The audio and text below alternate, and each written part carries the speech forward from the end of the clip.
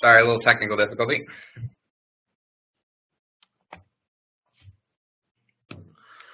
Okay, back to the 40 gig. Again, we support RDMA and Rocky protocols here. They're available, and we have direct attached copper and optical options. The difference being that the optical cards include a QSFP. The direct attached coppers do not. QoS is there, full flow control. We support TCP again and block-based iSCSI. Driver support for Mac, OS, Windows, multiple Linux, and FreeBSD, which is something newer. And we were one of the first, or we were the first company in the industry to support the Mac OS on 40 gig.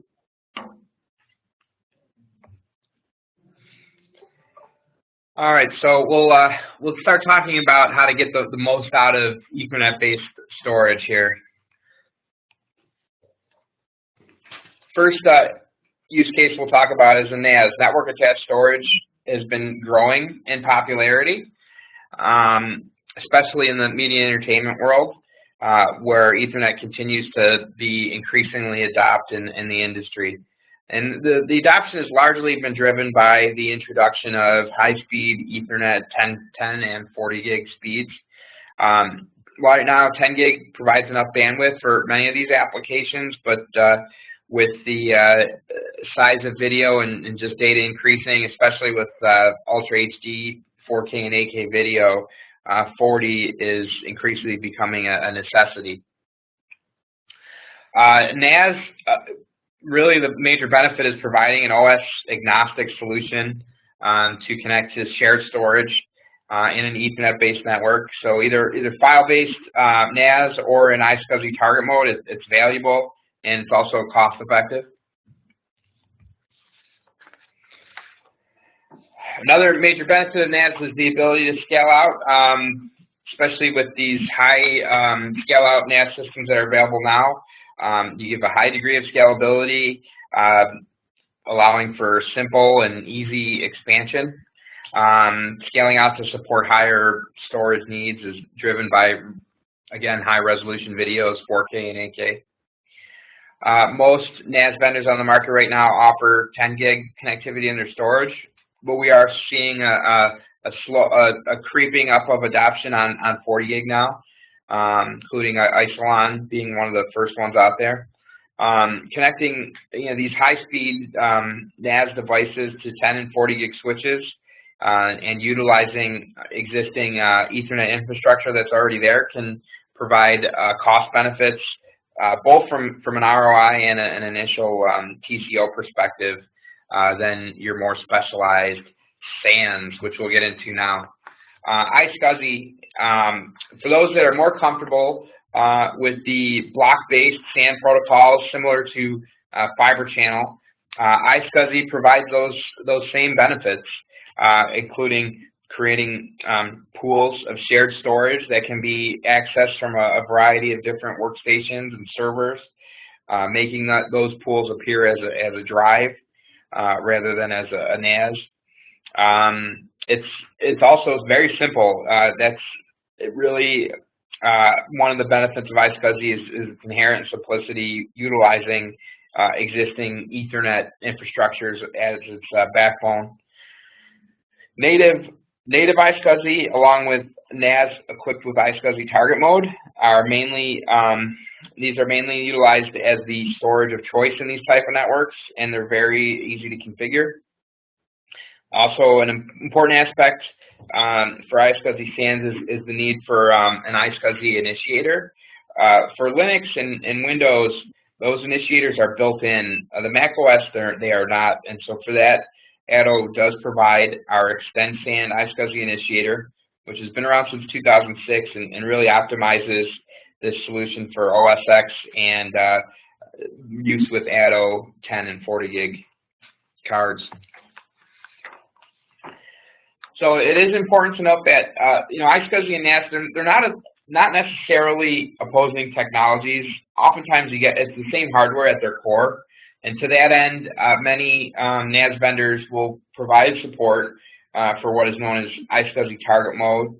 So that enables the NAS to be treated as a larger pool of shared storage found across an iSCSI SAN.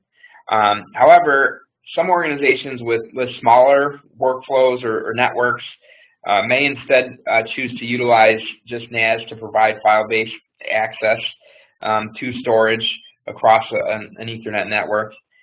Whereas an iSCSI native piece of storage is unlikely to double as a piece of NAS. The opposite can oftentimes be true. iSCSI does sometimes provide performance benefits versus a NAS, especially with the large streaming sequential I/O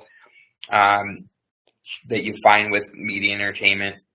iSCSI can enhance read speeds from storage, which allows more data to fill the bandwidth that's provided by our 10 and 40 gig networks. That said, unless a user is really investigating and actively looking for iSCSI due to the performance benefits that you will get, there's a larger chance that the performance needed and provided by a simple NAS will be more than adequate to support numerous applications. So the point being is that you get to decide based on your requirements, and that these technologies both provide a level of shared storage. They both have pros and cons, and that's up to you depending on what your requirements are as an Ethernet user. It's important to note that there's no need to look at 10 gig and 40 gig as competing or incompatible interconnects. In fact, there's a ton of use cases out there that support both of them, and we even recommend it. In this example here, which is a typical high-end video production workflow, it features both our 10 and 40 gig products. At the core, you have our 40 gig cards, and that's taking care of your bandwidth intensive tasks, ingestion of video, especially 4K and 8K, and also special effects, render farms, you name it. However, on the long-term storage needs that are not bandwidth intensive, 10 gig is perfectly viable and cost effective. So in this example, we see a switch that supports 10 and 40 gig, supporting both our FastFrame cards, 40 gig and 10 gig. The 10 gig you see being used for less bandwidth intensive tasks inside this workflow, which would be things like captioning and titling, playout, and the business applications that are supporting your production efforts. So this could be seen as an example here in this diagram. You have numerous tasks that are not associated with the need for 40 gig, and they're being supported by this 10 gig infrastructure. And they, of course, that'll increase your ROI. This slide here is a typical iSCSI SAN. We simplified it to highlight the key components. iSCSI is compatible across all major operating systems, both Windows and Linux operating systems, and they have those built-in iSCSI initiator, and for the Mac, you'll use the ATTO Extend SAN initiator, and the storage displayed here can either be native iSCSI or it could be NAS with iSCSI target mode enabled. The key here is that these workstations on the SAN, regardless of operating system, can see both pieces of storage as a single pool of shared storage that's accessible to all those connecting to the SAN, including laptops that have 10 gig connectivity via Thunderbolt. And while both the 10 and 40 gig support this, the inherent benefits of shared storage, block-based transfers, and iSCSI SANs, they can be an ideal fit for numerous production needs, and most people in the media entertainment business will recognize that nothing really beats a SAN for your performance, especially your read performance, your streaming video. And next slide. So we'll go now to RDMA, which is a specific feature that's built into our 40 gig cards. This is what Ethernet looked like in the past. Ethernet has been around since the 70s. We talk about TCP, IP all the time. It also can be the bane of your existence if you're using Ethernet storage right now. because of its overhead. This is the problem. TCP has been around too long. It gives you an overhead-heavy protocol, and data transfers are slowed significantly due to this. It also impacts latency, which impacts your overall throughput.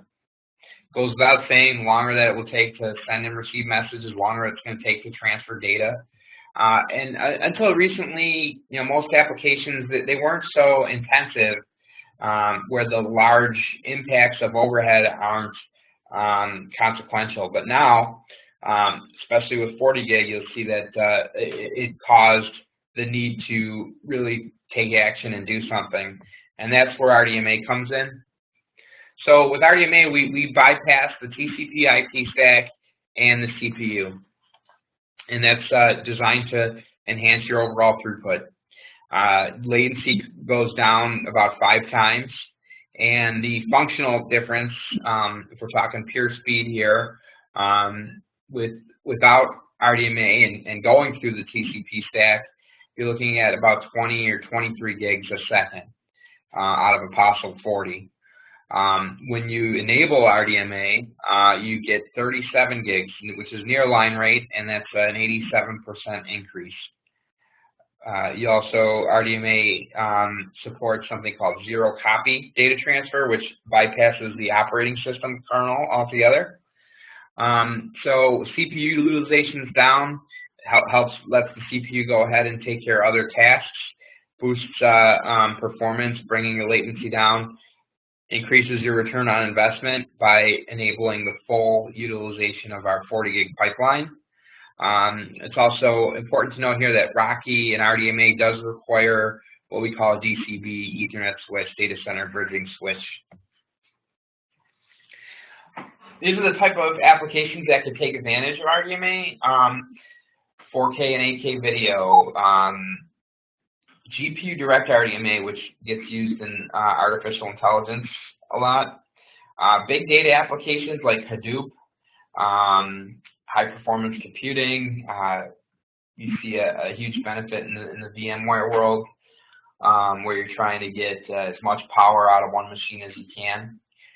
Protocols that will be supported with RDMA, SMB Direct, which is a Windows implementation of RDMA.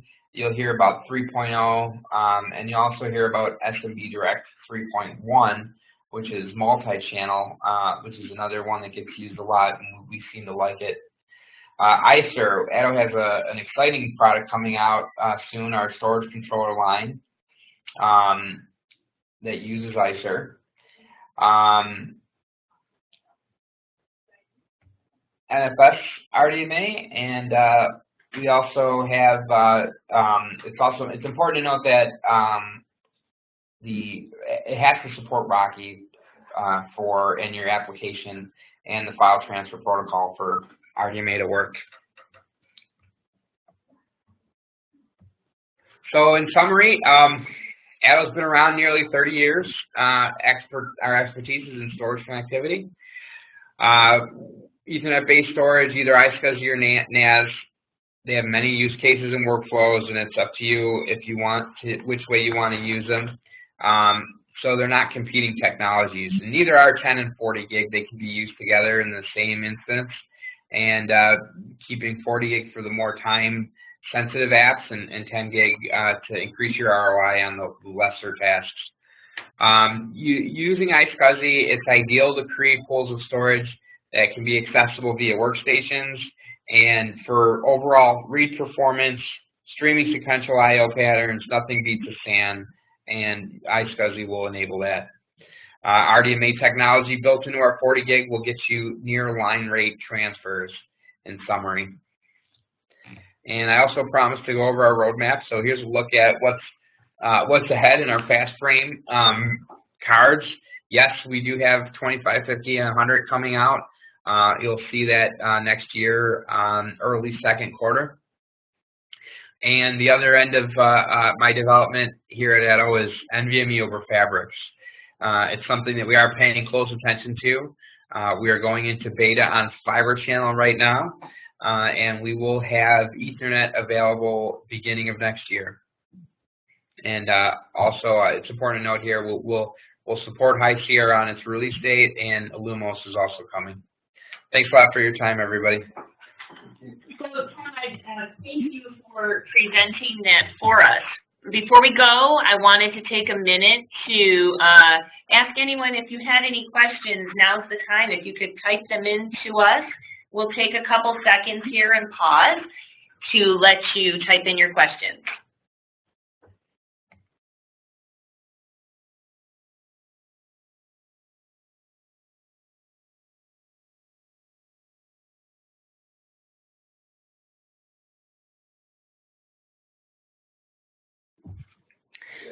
So I actually have, I see a few that pulled in. I'm just going to choose them randomly.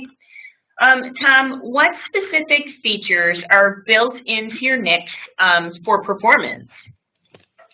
Great question. Thanks for asking that.